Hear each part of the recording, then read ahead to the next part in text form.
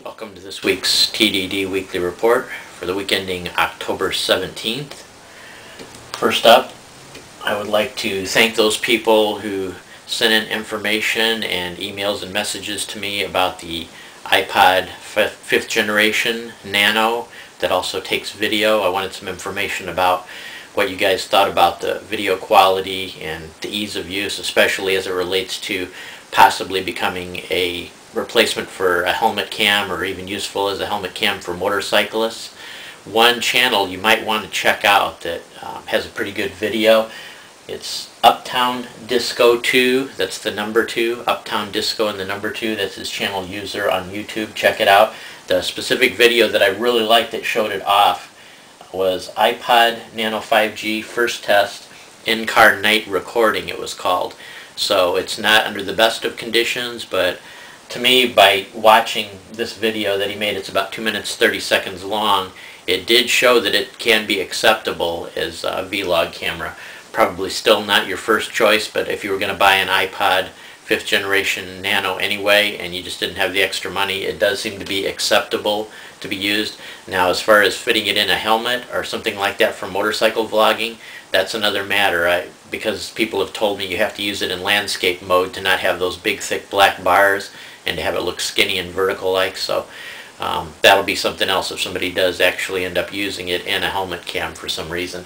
Another camera you might want to check out, and I found this in the related videos. This is a user called One Wheel Drive on YouTube, and this time it's not the numeral 1, it's spelled out O-N-E, One Wheel Drive. He does a review of a camera. It's called the Contour HD. This is a bullet cam, kind of like the GoPro cameras in HD. He shows a pretty good review of it on his default video here. As usual, I hear most people tell me, now I've never actually used a bullet cam myself, but most people tell me pretty much all the bullet cams suffer from poor audio all the time, and in the case of this one there is no way to plug in an external microphone, so you would have to record the audio separate if you wanted to use it as some type of helmet cam and you were talking and doing a vlog along with your photographing the video. You would have to then sync the video and the audio up, so that's kind of a pain in the butt to have to do that with cameras. But anyway, if you want to check this out and read the comments too, there also, one of the guys talked about in the comments that GoPro is going to be coming out with a HD camera too, so that might be a possibility for those of you that like the GoPro setup. The next story was sent to me by my friend Ben in Brisbane, Australia. This was a short, I'm going to just show you a short clip of this, and before I show you the clip, this is kind of shocking, but I'm going to tell you it does have a happy ending. The child that's in this video was not hurt anything, but, well, it was slightly hurt, just nothing but a bump on the head. But this video is rather shocking of what took place at a train station in Melbourne. Take a look at this. Closed camera TV footage from Australia, taken on Thursday, reveals the harrowing moments a baby in a pram rolls off a Melbourne platform ahead of an oncoming train. When the mother realizes what's happening, she runs to the track's edge, but it's too late. She screams for the train, which had been slowing for the station anyway, to stop, but it still dragged the child and pram for nearly 40 meters. Fortunately, the baby was strapped tightly into his pram and amazingly only suffered a bump to his head.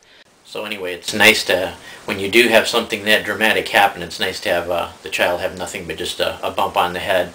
So hopefully people will take this as a word to the wise to be very cautious around trains. I constantly see YouTube videos of people just getting barely missing from getting hit by trains. It seems to be a common YouTube video that people like to share. This is from, I found this on Reuters. It's a story about YouTube actually finally having a deal with the regular television station. This is Channel 4, Britain's Channel 4 from England. They actually signed a deal with YouTube so that right after TV shows are played on Channel 4, they will be available on YouTube to watch, and also archives of older shows on Channel 4. I'm kind of hoping that this will be a trend starting, that the TV channels will realize it's not going to hurt your viewership at all to partner up with YouTube and make a deal like that, so people can actually have the freedom to go on YouTube and watch some of their favorite TV shows. And as a lead-in to that, myself, you've probably heard in some of my videos, I don't watch regular television except for football games. That's pretty much my entire television viewing experience for the past few years. Well, just recently that changed, and that's because I have caught a couple of science fiction shows, just the beginning few episodes of each, and they have really caught my attention as being something a little bit above average.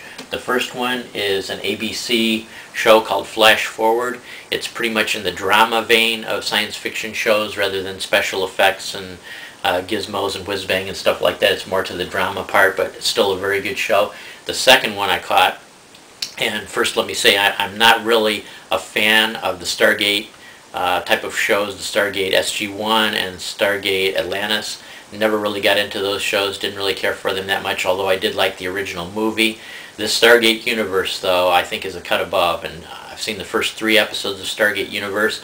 Very good. If you watched Battlestar Galactica, the new one, and really liked it and are having kind of withdrawal, this I think would be a very good substitute. It seems to me that it's going to function along the same line as Battlestar Galactica, and those kind of fans would also enjoy this show. Last up, I was asked by my friend Jake Evilclown. He's having a feature coming up really soon, and he's going to post a lot of them on the Dumpster Divers report. He's going to have a feature called Future News 2.0. Now, I don't have a lot of the details. With Jake, you never know what to expect. It could be a little bit of anything, but if anything, it's not going to be boring. It's always interesting and off the wall, whatever he comes up with. So, anyways, that's it for this week. Take care, everybody. Thanks a lot for all the replies again on the iPod Nano 5G, and I will catch you next week.